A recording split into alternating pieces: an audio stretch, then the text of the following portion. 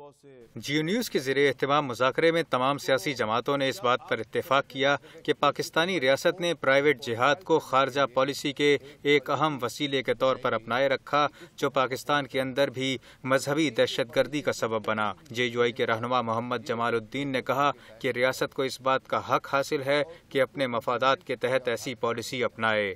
یہ حکومت پر منحصر ہے کہ حکومت کس طرح اپنے ملک کا دفاع مناسب سمجھتے ہیں، وہ جس طرح بھی چاہتی ہے وہ کر سکتے ہیں۔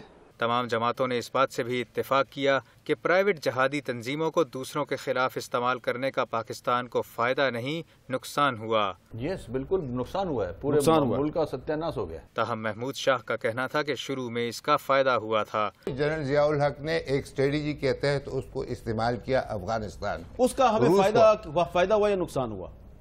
اس کا تو ہمیں فائدہ ہوا۔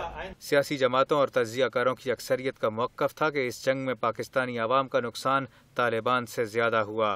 شاہی سید نے کہا کہ نقصان طالبان کا زیادہ ہوا کیونکہ ان کا ایمان چلا گیا۔ مسلمان کی حیثیت سے طالب کا زیادہ نقصان، اس کا ایمان گیا، اس کا آخرت تباہ ہوا، اس کی زندگی تباہ ہوئی، طالبان کا نقصان زیادہ ہوا، ایمان کے لحاظ سے اس کا نقصان زیادہ ہے۔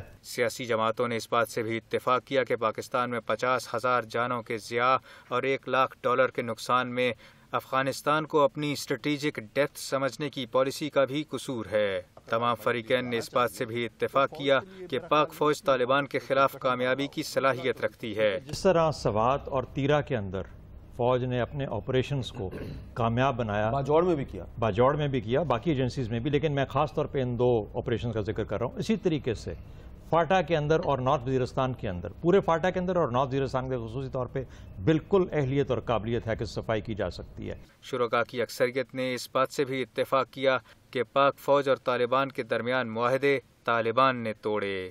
تو میں نے آپ نے بھی یہی کہا کہ معاہدے طالبان نے توڑے، یہی جواب یہی ہے۔ میں اس میں یہ صرف کہنا چاہتا ہوں کہ ابھی بھی یہ چونکہ بات چیت ہو رہی ہے تو نمبر 1 اس کو ایکسپرٹ سے لکھانا چاہیے۔ زیادہ تر جماعتوں اور تجزیہ کاروں نے کہا کہ پاکستان میں ہونے والی دہشت گردی کی کچھ کارروائیوں میں القاعدہ بھی ملوث ہے۔ القاعدہ سے مذاکرات نہیں کرنے چاہیے کیونکہ القاعدہ غیر ملکی تنظیم ہے۔ اس سوال پر شرکاء منقسم نظر آئے کہ پاکستان کو طالبان سے سیز فائر میں پہل کرنی چاہیے یا نہیں۔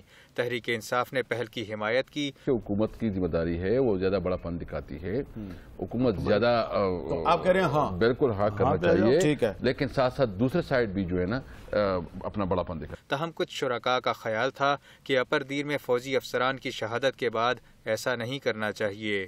لیکن اگر آپ ایک سنجیدہ کاوش کرنا چاہتے ہیں تو سیز فائر جیسے مولانا نے کہا ایٹ اے ٹائم ہونی چاہیے، دونوں طرف سے ہونی چاہیے، اور اس کے لیے تھوڑا سا سپیڈ ورک کیا جانا چاہیے۔ اس وقت یک طرفہ طور پہ اگر کہتے ہیں جی کہ ہمیں سیز فائر کر دینی چاہیے پاکستانی فوج کو یا پاکستانی حکومت کو، نو۔